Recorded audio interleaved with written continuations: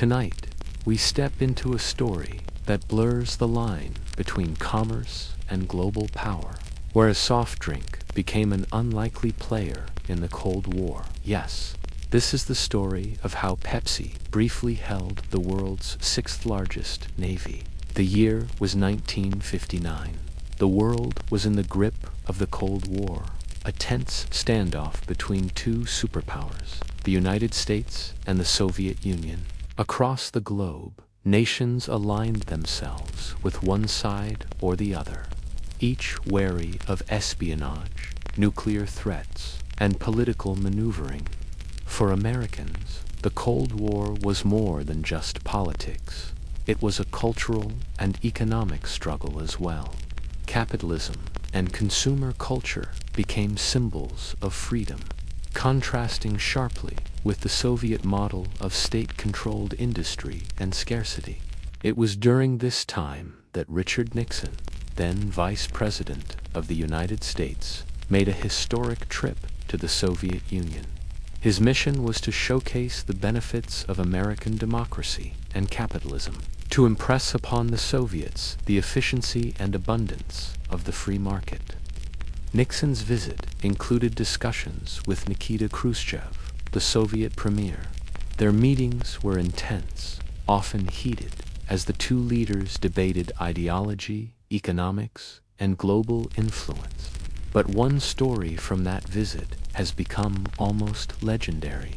During a particularly tense moment, the vice president of Pepsi, a relatively minor figure in the broader Cold War drama, offered Khrushchev a glass of Pepsi. It seems trivial, an innocent drink, but for Khrushchev, it was a revelation. The sweet, fizzy soda was unlike anything he had experienced in the USSR, where consumer goods were limited and Western luxuries scarce.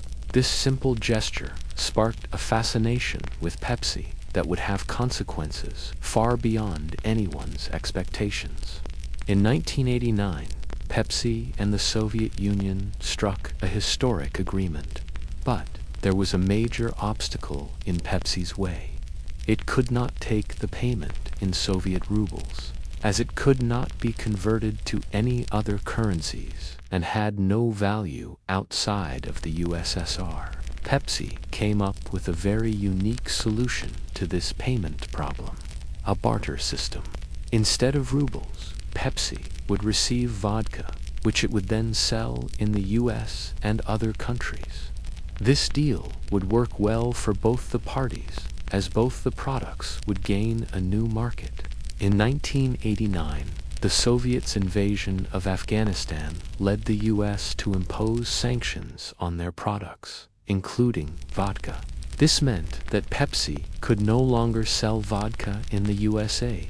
This led to renegotiations of the deal between the USSR and Pepsi. Instead of cash, the Soviets offered Pepsi something that would make it temporarily the sixth largest military power in the world: a fleet of warships, including submarines, frigates, and missile boats. It was an unusual transaction. Billion-dollar assets were traded for the right to sell soda in one of the world's largest markets.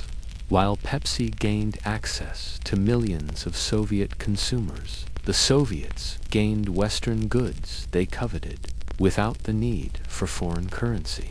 For a moment, the idea of a soft drink company commanding a fleet of warships seemed surreal. Yet, in the strange logic of Cold War economics and diplomacy, it was entirely possible. Pepsi's new navy was not a ceremonial fleet. These were fully operational Soviet vessels, equipped for warfare and designed for military engagement. The deal included several submarines capable of underwater operations, missile-equipped frigates designed for coastal defense, other smaller patrol and support vessels. For a corporate entity like Pepsi, these ships were largely symbolic. They could not and did not use them as a true navy. Instead, the fleet was sold to a Swedish company, which scrapped the vessels and turned them into cash. closing the loop on one of the strangest exchanges in history. To understand how this happened, it's important to remember the world of 1989. The Soviet Union was struggling economically. Its centralized system increasingly inefficient. Citizens faced shortages of basic goods, while bureaucrats sought ways to secure Western products and technology. For Pepsi, this was a golden opportunity. The company was not seeking power, weapons, or global influence in the traditional sense. They simply wanted market access, an opportunity to sell soda to millions of new consumers. And yet, the absurdity is undeniable. A soft drink company briefly became, on paper, a global military power. In rankings based on the number of warships owned, Pepsi momentarily surpassed countries with smaller navies. The deal itself was complex, involving multiple layers of negotiation and international law. Pepsi agreed to supply syrup concentrate and bottling technology to the Soviets, enabling them to produce Pepsi locally. In return, the Soviets offered industrial and military assets that could be liquidated or repurposed. The fleet was transported to Sweden, where it was dismantled and sold. The transaction not only provided Pepsi with financial gain, but also served as a remarkable story of ingenuity in a rigid, bureaucratic system. This event, while humorous in hindsight, had cultural significance. It symbolized the sometimes bizarre intersections of commerce, politics, and global power. Western media seized on the story. Headlines declared that Pepsi, the soda company, had become a naval power. Editorial cartoons depicted submarines with soda cans painted on their sides, and the tale entered the lore of corporate legend. For the Soviets, it was a pragmatic solution. They acquired a popular Western brand, satisfied domestic demand for consumer goods, and avoided the need to spend scarce hard currency. Pepsi's brief control of a military fleet is remembered today as a curious footnote in Cold War history.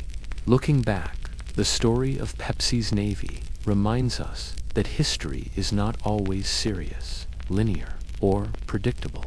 Sometimes it is shaped by human desire, necessity, and the occasional absurd idea.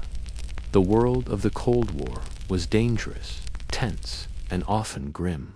And yet, amidst that tension, there were moments of levity, moments where the improbable became reality. A soda company holding a fleet of submarines is one such momentous, strange intersection of ambition, diplomacy, and humor. It also teaches us about human ingenuity and adaptability. Both the Soviets and Pepsi found a creative solution to a problem that seemed intractable. So that was the story of how Pepsi briefly held the sixth largest military in the world. A tale of Cold War oddities, corporate ambition, and the unexpected twists of history.